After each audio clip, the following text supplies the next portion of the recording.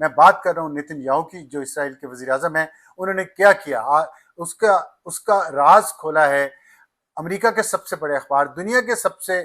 Credible news paper new York Times magazine نے، ان کا ایک میگزین ہے جو ویکینڈ پہ آتا ہے، اس میں انہوں نے ایک بہت ڈیٹیلڈ انویسٹیگیشن کرنے کے بعد ایک سٹوری پبلش کی ہے، جس میں انہیں 6 مہینے لگے. بہت سارے جرنلسٹ اس پہ کام کرتے رہے اور انہوں نے پوری دنیا کے بہت سارے لیڈر سے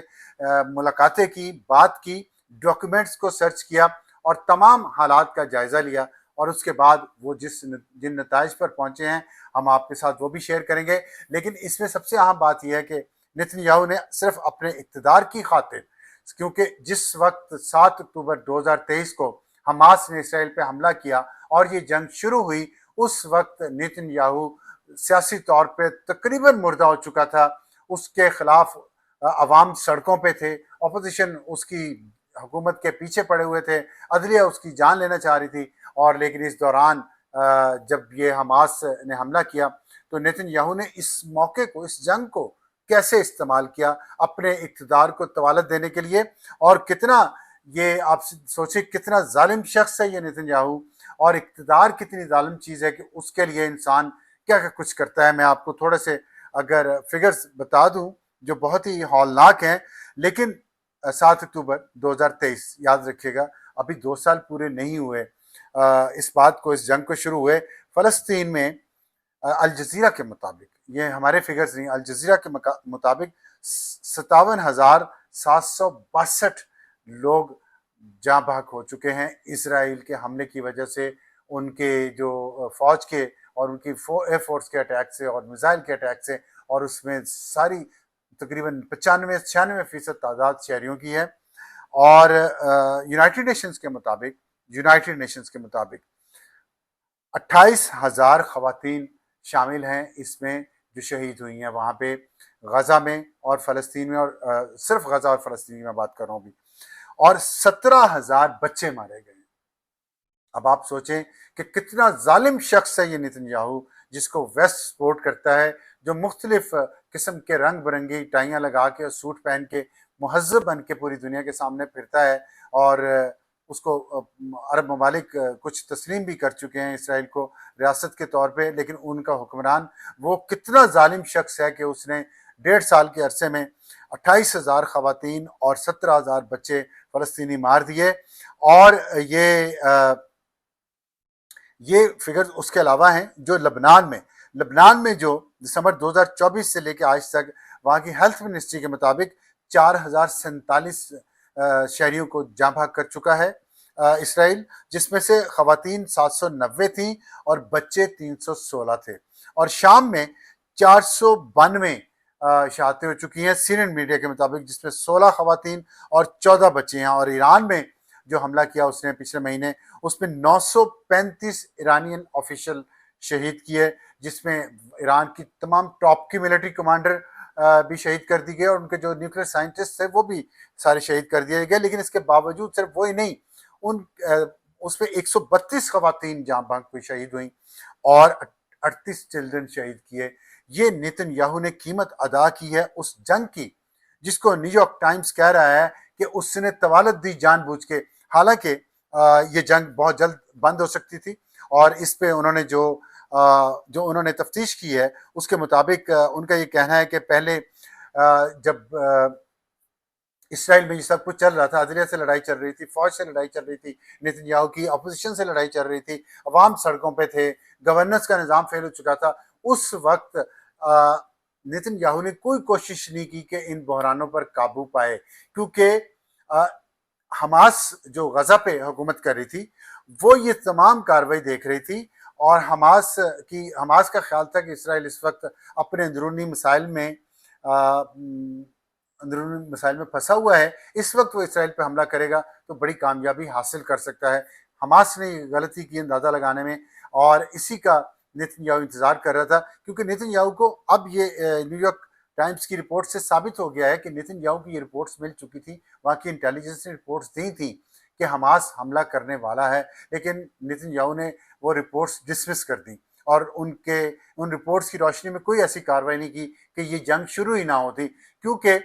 جان بوجھ کے. اب نیو یارک ٹائمز یہ کہہ رہا ہے کہ نیتن یاہو جان بوجھ کے اسرائیل کو کمزور کر رہا تھا تاکہ حماس حملہ کرے, ٹریپ کر رہا تھا حماس کو حملہ کرنے پہ, تاکہ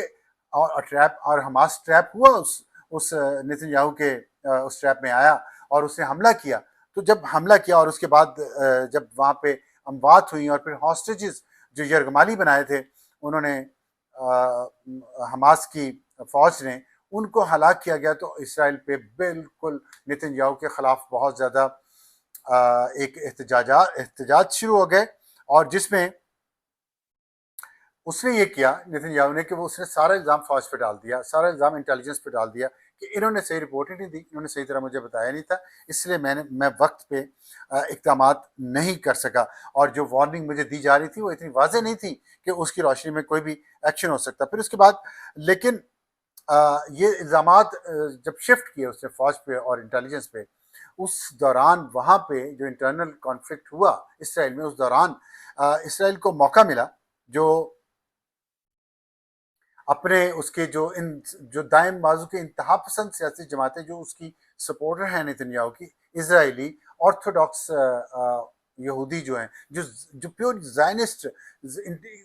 بھی ایکسٹریمسٹ زائنسٹ جو پولیٹیکل جماعتیں, اور وہ نیتن یاہو کی الائز ہیں اس حکومت میں, ان کی مخلوط حکومت ہے, تو ان کو کہ وہ ناراض نہ ہو جائیں, نیتن یاہو نے جو صلح کی کوششیں ہو رہی تھیں, امریکہ اس میں انوالو تھا, اس میں جو بائیڈن امریکہ کے صدر تھے, اور سعودی عرب انوالو تھا, اور اس میں یو اے انوالو تھا, اور اس میں اور بہت سارے ممالک انوالو تھے, اور وہ چاہتے تھے کہ حماس اور اسرائیل کے درمیان یہ جنگ بندی ہو جائے, لیکن اس کو لٹکایا کیونکہ وہ جو ایکسٹریمسٹ زائنسٹ جماعتیں تھیں وہ نہیں چاہتی تھی کہ یہ جو حماس کے ساتھ صلح ہو اور فلسطینیوں کا قتل عام رکے. تو فلسطینیوں کا قتل عام جاری رہا اس دوران, صرف اس لیے کہ نیتن یاہو کے سیاسی مقاصد تھے. اس کے بعد یہاں تک بات نیو یارک ٹائمز نے یہ لکھا ہے کہ یہاں تک ہو گیا تھا کہ سعودی Arabia and United States were willing to make landmark Israeli Saudi peace deal, کہ سعودی عرب اس بات پہ تیار ہو گیا تھا کہ وہ اسرائیل کو تسلیم کر لے گا, اس کے ساتھ ایک امن کا معاہدہ کر لے گا, اور ظاہر اگر سعودی عرب اسرائیل کے ساتھ امن کا معاہدہ کر لیتا, یہ جو بائیڈن کے دور کی بات ہو رہی ہے, ٹرمپ اقتدار میں بھی نہیں آیا تھا پچھلے سال کی, تو یہ اگر اسرائیل جنگ بندی کر دے, یہاں تک بات پہنچی تھی, لیکن اسرائیل نے جنگ بندی نہیں کی, وہ فلسطینیوں کو قتل کرتا رہا صرف اپنے ڈومیسٹک پالیٹکس کے لیے, تاکہ اسرائیل کے اندر اس کی ضرورت پڑی رہے, اس کا اقتدار کا وقت بھی ختم ہو گیا تھا اور اب وہ ایکسٹینشن پہ ہے. لیکن نیتن یاہو نے سعودی عرب سے صلح کرنے کے بجائے, سعودی عرب کے ساتھ پیس اکارڈ کرنے کے بجائے کہ وہ اسرائیل کو تسلیم کر لیتا, اس کی بجائے اس نے جنگ جاری رکھی, انہوں نے فلسطینیوں کا قتل عام جاری رکھا تاکہ اس کو سیاسی فوائد اس سے حاصل ہوں, اور اس کے نہ صرف اس کے الائز اس کے ساتھ رہیں بلکہ اس کو مزید مقبولیت ملے, جو کہ اسے ملی اسرائیل میں, اور اب وہ سیاسی طور پہ مضبوط ہے. اس کے بعد لبنان پہ, شام پہ اور ایران پہ بھی نیتن یاہو نے حملہ اسی لیے کیا کہ اپنی جو اس کی عزت کم ہو گئی تھی اسرائیل میں, سیاسی عزت, اس کی سیاسی مقبولیت, اس کو سہارا دینے کے لیے پھر اس نے جنگ کو بڑھا دیا. اس نے نہ صرف یہ کہ حماس سے ٹروس نہیں کیا, بلکہ اس نے وہ سیریا پہ بھی حملہ کر دیا, لیبنان پہ بھی حملہ کر دیا, اور اسرائیل اور ایران پہ بھی حملہ کیا, اور اس دوران اسرائیل نے ایران کا ایئر ڈیفنس سسٹم بھی تباہ کیا, اور اس دوران وہ جنگ کو لٹکاتا رہا, اور تاکہ اس کے ملک کے عوام یہ سمجھیں کہ ہمارے ملک کے لیے اگر کوئی ایک مضبوط لیڈر ہے تو وہ نیتن یاہو ہے. نیتن یاہو اپنی قوم کے لیے مضبوط تو ہو سکتا ہے, لیکن وہ ایک ظالم لیڈر بن کے ابھرا ہے, اور جیسا میں نے آپ کو بتایا کہ اس کے ہاتھوں پہ اتنے معصوم بچوں اور عورتوں اور شہریوں کا, پرامن شہریوں کا خون ہے کہ ایک مردہ ضمیر شخص ہی رات کو سو سکتا ہے اتنے معصوم لوگوں کو قتل کر کے. اور لیکن آپ کے سامنے ہے یہ دنیا جو ہے جس کی لاٹھی اس کی بھینس پہ چلتی ہے, اس میں جو طاقت کے لیے, حکمرانی کے لیے, اپنے عروج, اپنے سیاسی مقاصد کے لیے حکمران کیا کیا کس کس حد تک گر سکتے ہیں. ہم نے تاریخ کی کتابوں میں چنگیز خان کو پڑھا, ہٹلر کو پڑھا, لیکن اپنے دور میں ہماری بدقسمتی ہے کہ ہم نے چنگیز خان اور ہٹلر سے بھی ایک ظالم شخص نیتن یاہو دیکھا جو فلسطینیوں کا قتل عام کر رہا ہے مسلسل, اور لبنان پہ حملہ کر رہا ہے, شام پہ کر رہا ہے, اور ایران پہ کر رہا ہے, صرف اس لیے کہ وہ اپنی ایک چھوٹی سی سلطنت کو بچا سکے, اور وہ ظاہر ہے پوری دنیا کو فتح نہیں کر سکتا, لیکن پھر بھی وہ اتنا ظالم ہے کہ اپنے ملک کے اندر اگلا الیکشن جیتنے کے لیے اس نے اتنے معصوم لوگوں کا خون بہا دیا۔ آخر اللہ کی لاٹھی بے واضح، ہم یہی کہہ سکتے ہیں، کیونکہ مسلمان کمزور ہیں اور آپس میں اتفاق نہیں ہے، تو اور کیا ہو سکتا ہے۔ اس وقت تو نیتن یاہو نے سیاسی فوائد حاصل کر لیے۔ اس وقت نیو یارک ٹائمز کے مطابق وہ اسرائیل کا مقبول ترین لیڈر ہے اور اس کی سیاسی جماعت کو بہت فائدہ ہوا ہے، اور اگلے انتخابات جب بھی ہوں گے اس میں نیتن یاہو کے کامیابی کے بہت واضح امکانات ہیں، اس میں کوئی شک ہی نہیں ہے۔ لیکن نیو یارک ٹائمز نے یہی کہا ہے کہ سب کچھ اس کاسٹ پہ آیا ہے کہ مڈل ایسٹ میں امن نہیں ہوا، اور وہاں پہ جو سعودی عرب، یو اے ای اور دوسرے ممالک کے ساتھ سعودی عرب خاص طور پہ پیس ڈیل ہو سکتی تھی، اور جس میں شاید دوسرے اسلامی ممالک بھی شامل ہو سکتے، وہ نہیں ہوئی، اور اتنے ہزاروں فلسطینی جو ہیں وہ اپنی جان گنوا بیٹھے صرف ایک شخص، پاگل جنونی شخص، اقتدار کے بھوکے ظالم نیتن یاہو کے لیے۔ اور اب آپ دوسرا ہمارا ٹاپک جو ہے، اس پہ وقت ذرا زیادہ ہو گیا ہے، میں اس پہ مختصر رکھوں گا۔ ابھی پچھلے مہینے 2 سینئر انڈین آفیشلز نے چین کا دورہ کیا ہے۔ یہ خبر اس لیے بہت اہم ہے کہ پاک بھارت جنگ کے بعد انڈیا مسلسل یہ الزام لگاتا رہا ہے کہ چین نے پاکستان کی بہت مدد کی ہے، اور چین جو ہے ون فرنٹ انفورسڈ، پہلے تو کہتا رہا کہ 2 فرنٹ وار کے لیے تیار کر رہا ہے، پھر کہنے لگا ون انفورس فرنٹ، یعنی کہ ایک ہی فرنٹ وار ہوگی پاکستان کی، اور چین بالکل ساتھ کھڑا ہوگا پاکستان کے، اور وہی ہوا۔ اور اس میں انڈیا کو جو تکلیف پہنچائی ہے پاکستان نے، جو شکست دی ہے،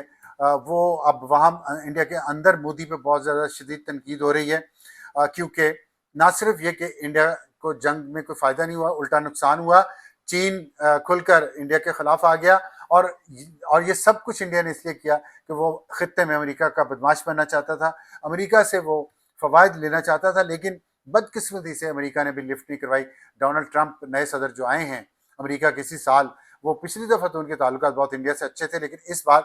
بھی شروع میں اچھے تھے۔ وائس پریزیڈنٹ ان کے انڈیا میں موجود تھے دورے پہ جس وقت پہلگام والا واقعہ ہوا اور انڈیا نے پاکستان کو دھمکیاں دینی شروع کی، تو اس سے لگتا ہے کہ ان کی شروعات بہت اچھی تھی، لیکن انڈیا کو جو مار پڑی ہے پاکستان سے مئی کی جنگ میں، 4 روزہ جنگ میں، اس میں نہ صرف انڈیا پہ انٹرنیشنلی انڈیا کی بہت بے عزتی ہوئی ہے، بلکہ اندرونی طور پہ مودی بہت مشکلات میں ہیں، اس پہ سخت تنقید ہو رہی ہے، بہت سوالات پوچھے جا رہے ہیں، اور اس وقت انڈیا کی حالت پتلی ہے، مودی حکومت کی بھی حالت پتلی ہے۔ اس لیے مودی حکومت نے یہ کوشش کی ہے کہ ایک بات میں رہ گیا بیچ میں، تو اس میں انڈیا کو جو ٹرمپ نے لفٹ آف آئی جسے کہتے ہیں وہ کیا،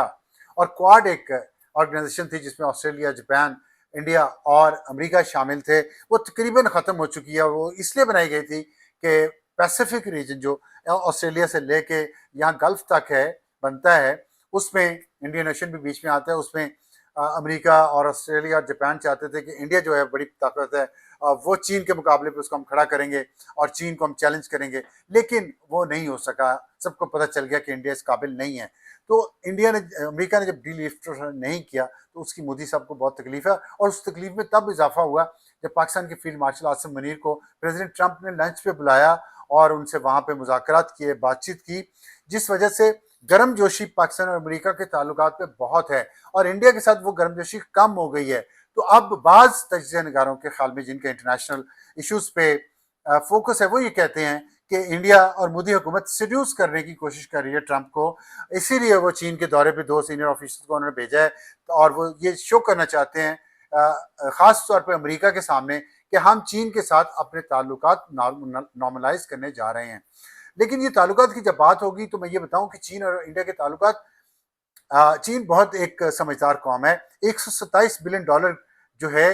تجارت ہوتی ہے انڈیا اور چین کے درمیان، اور چین انڈیا کا دوسرا سب سے بڑا ٹریڈ پارٹنر ہے جس میں یہ بڑھ سکتی ہے۔ انڈیا اور چین کے بہت سخت اختلافات ہیں۔ گلوان ایک جگہ ہے لداخ میں جو کشمیر کا حصہ ہے، اور وہاں پہ، اور 2020 میں وہاں لڑائی بھی ہوئی جس میں انڈیا کی ٹھکائی کی چین نے اچھی طرح سے، اور اس کے بعد اروناچل پردیش جو پاکستانی کشمیر اور جو پورے کشمیر بلکہ، اور چین اور اس کے درمیان میں ایک ریاست ہے انڈیا کے پاس ہے، چین نے اس پہ قبضہ، اس پہ پورا دعویٰ کیا ہے کہ وہ ہماری ہے، اور کہا کہ ساؤتھ تبت ہے۔ تو یہ چین کا بارڈر ایریا کے حوالے سے اور سیاسی اور سفارتی ان کا موقف ہے، لیکن تجارت کے معاملے پہ وہ نارملائز رکھتے ہیں۔ لیکن اس دوران انہوں نے اسکرو ٹائٹ کیا ہے، اور ریئر جو منرلز ہیں اس کی ایکسپورٹ انڈیا کو بند کر دی، جس سے انڈیا کی انڈسٹری بہت مشکلات کا شکار ہے، اور انڈیا کی انڈسٹری اور انڈیا میں جو انویسٹرز ویسٹرن ورلڈ سے آئے تھے ان کی انویسٹمنٹ خطرے میں پڑ گئی ہے، کیونکہ ریئر منرل جو ہیں یہ آٹو موبائل سیکٹر میں بہت کام آتے ہیں اور الیکٹرانکس کے چیزیں بنانے میں بہت کام آتے ہیں، اور وہاں پہ انٹرنیشنل انویسٹمنٹ انڈیا میں ہوئی ہے، تو ظاہر ہے وہ بند کر دیے چین نے۔ تو چین کو اسکرو ٹائٹ کرنے آتے ہیں، وہ اس نے کیے ہیں، اور جب پچھلے مہینے جون میں ہی جب وہاں پہ میٹنگ ہوئی شنگھائی کوآپریشن آرگنائزیشن کی SCO کی، تو وہاں راجناتھ سنگھ جو انڈیا کے وزیر دفاع ہیں وہ بھی وہاں پہ دورے پہ گئے، اور وہ 5 سال بعد پہلے ہی دفعہ کسی سینئر انڈین آفیشل کا دورہ تھا، اور اس کے بعد اجیت ڈوول جو نیشنل سیکورٹی ایڈوائزر انڈیا کے، وہ بھی چین کے دورے پہ گئے SCO کانفرنس ہی کے سلسلے میں۔ تو یہ 2 دورے انہوں نے یہ 2 بڑے دورے، اور ایک میں نے کہا سینئر آفیشلز کا، یہ اس لیے انڈیا اب کر رہا ہے کہ جو چین کے ساتھ ان کے تعلقات ہیں وہ اس کو نارملائز کرے، اور کیونکہ اس وقت انڈیا تنقید کی زد میں ہے کہ وہ گلوبل ساؤتھ کا نمائندہ نہیں رہا، وہ امریکہ کے ساتھ مل کے گلوبل نارتھ کا چمچہ بننا چاہتا ہے، کیونکہ اب گلوبل نارتھ اور گلوبل ساؤتھ کی بات ہو رہی ہے۔ گلوبل نارتھ کو امریکہ لیڈ کر، بلکہ پوری دنیا کو امریکہ لیڈ کر رہا تھا اور بلاکس بنائے ہوئے تھے، اب جو گلوبل ساؤتھ کی جو بات ہو رہی ہے اس میں بلاکس ایک بلاک نہیں ہوگا، ملٹی بلاک یہ ریجن ہوگا، جس میں مختلف جیسے عرب کنٹریز ہوں گے، جیسے ساؤتھ ایشیا ہوگا، جیسے ساؤتھ ایسٹ ایشیا ہوگا، تو سینٹرل امریکہ، ساؤتھ امریکہ، افریقن کنٹریز کے بہت سارے بلاک، تو ملٹی پولر بلاک یہ ساؤتھ ہوگا پورا، جس میں ترقی پذیر ممالک شامل ہوں گے، اور وہ چین کے ساتھ مل کے اپنے ممالک کو ترقی دینا چاہتے ہیں۔ چین جس میں لیڈر نہیں ہوگا، اس میں اتھارٹیرین رول چین کا نہیں ہوگا جیسے امریکہ کا تھا، جیسے روس کا سرد جنگ کے دنوں میں تھا کہ دونوں بڑی سپر پاورز جو تھیں وہ اپنے نیچے تھم کے نیچے ممالک کو دبا کے رکھتے تھے۔ چین یہ نہیں کرتا، نہ کرنا چاہتا ہے، اور اس کی وجہ سے انڈیا کو بہت اندرونی تنقید کا سامنا ہے کہ آپ جو ہندوتوا کا نظریہ ہے، جو کلونیلزم کا نظریہ ہے کہ ہم سب سے اچھے ہیں، ہم سب سے بڑے ہیں، اور ہم سب پہ یا پورے خطے میں ہم تھانے دار بنیں گے، ایسا نہیں چلے گا۔ پاکستان بہت ایک ریجنل، نہ صرف ریجنل پاور بلکہ گلوبل لیول پہ پاکستان ایک ڈفرنٹ اور مضبوط پلیئر کے طور پہ ابھرا ہے مئی کی جنگ کے بعد انڈیا کے ساتھ۔ مسئلہ صرف یہ ہے کہ کیا پاکستانیوں کو اس کا احساس ہے، کیا پاکستان کے نظام چلانے والوں کو اس کا احساس ہے کہ ہمیں دنیا میں اتنی عزت ہونا چاہیے۔ جاتے تو وہی ہیں دنیا میں تو نہیں جاتا، ان کو تو عزت مل رہی ہے دنیا میں، پاکستان کو مقام بھی مل رہا ہے، تو اس پہ خیال کریں اور پاکستان کے اس مقام کو نظر انداز نہ کریں، اور جو ہماری گورننس ہے اس کو بہتر کریں، یہاں کی معیشت کو بہتر کریں، کیونکہ یہ جو ونڈو آف اپرچونٹی ہمیں تھوڑے عرصے کے لیے ملی ہے، ہمیں یہاں فارن انویسٹر کا کانفیڈنس بحال کرنا چاہیے، اور انڈیا اس وقت جو کچھ بھی لوز کر رہا ہے اس کا ڈائریکٹ فائدہ پاکستان کو پہنچ سکتا ہے، اور چین کے ساتھ ہمارا تعلق اتنا اچھا ہونا چاہیے، اور اتنا ہمارا زمینی لنک چین کے ساتھ ٹرین اور روڈ کے ذریعے گوادر تک ممکن ہونا چاہیے کہ یہ خطہ ترقی کی علامت بن جائے پوری دنیا کے لیے۔ وہ تبھی ہوگا جب خیبر پختونخوا اور بلوچستان میں امن ہوگا، اور وہاں دہشت گردی کی وارداتیں کیوں ہو رہی ہیں؟ کیونکہ میں نے کل جیسے آپ کو بتایا کہ امریکہ، اسرائیل اور انڈیا وہاں یونائٹڈ نیشن میں انہوں نے مخالفت کی اس قرارداد کی جو افغانستان پہ دباؤ ڈال رہی تھی کہ آپ اپنے ہاں دہشت گرد گروپوں کو لگام ڈالیں۔ 3 ممالک نے، 2 نے مخالفت کی، امریکہ اور اسرائیل نے، انڈیا ایبسنٹ رہا، 114 ممالک نے پاکستان کی حمایت کی۔ تو یہ ہے سینیریو، اور آج کے لیے اتنے کافی لمبا ہو گیا، لیکن اس لیے ضروری تھا کہ دونوں ٹاپکس بڑے عام تھے، اور پاکستان کے لیے اس میں بہت سارے مواقع ہیں اگر پاکستان کی گورننس بہتر ہو جائے۔ تو اگر میرا یہ ولاگ آپ کو پسند آیا تو سبسکرائب کیجئے، اور آج کے لیے اتنا ہی، خدا حافظ۔